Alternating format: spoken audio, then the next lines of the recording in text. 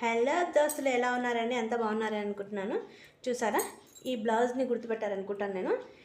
ఇది నేను స్టిచ్ చేసిన బ్లౌజేనండి. మనకు మళ్ళీ తను చాలా పర్ఫెక్ట్గా కుదిరిందంట, చాలా బాగుంది. నాకు సేమ్ ఇవే కొలతలతో ఇలాగే హ్యాండ్స్ అదంతా సరిపెట్టేట్టు చాలా బాగుంది. నాకు ఇవే కొలతలు పెట్టేసి ఇందులో చూసారా, ఇది ఆన్లైన్లో తెప్పించారంట, 450 పడింది.